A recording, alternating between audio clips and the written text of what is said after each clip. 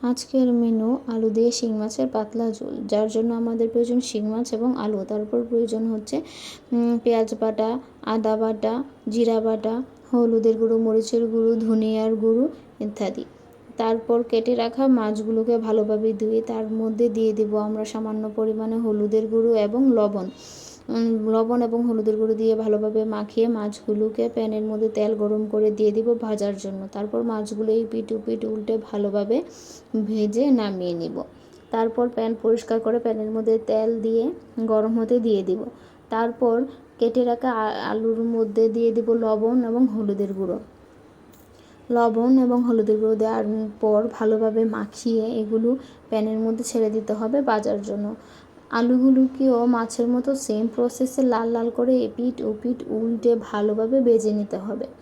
আলুগুলোকে লাল লাল করে ভাজলে দেখতেও ভালো লাগে। এরকম লাল লাল হয়ে গেলে আমরা এখন নামিয়ে নিব। তারপর প্যানটাকে আবার ভালোভাবে পরিষ্কার করে এখন ফোড়নের জন্য দিয়ে দিতে হবে সামান্য পরিমাণ তেল।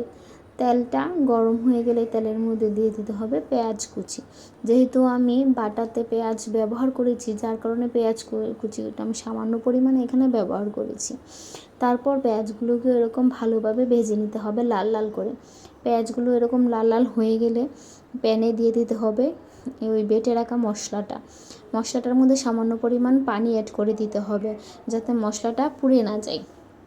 মশলাটা দেওয়ার পর মশলাটা ভালোভাবে কষিয়ে নিতে হবে, ঢেকে দিলে ভালো হয়।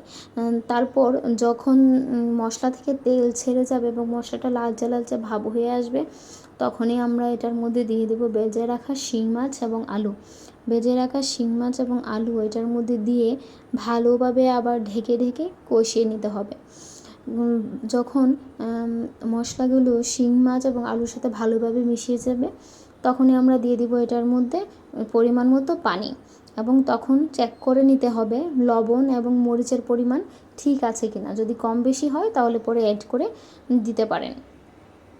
তারপর কিছুক্ষণ ঢেকে রাখলে 5 থেকে 7 মিনিট ঢেকে রাখলেই তৈরি হয়ে যাবে আমাদের মজাদার আলু দিয়ে শিং মাছের পাতলা ঝোল। চাইলে আপনারা এখন এটার মধ্যে ধনেপাতাও ব্যবহার করতে পারেন, কিন্তু আমি পার্সোনালি ধনেপাতা পছন্দ করি না বিধায় আর দিলাম। এখন গরম ভাতের সাথে পরিবেশন করতে পারেন এই ঝোলটা।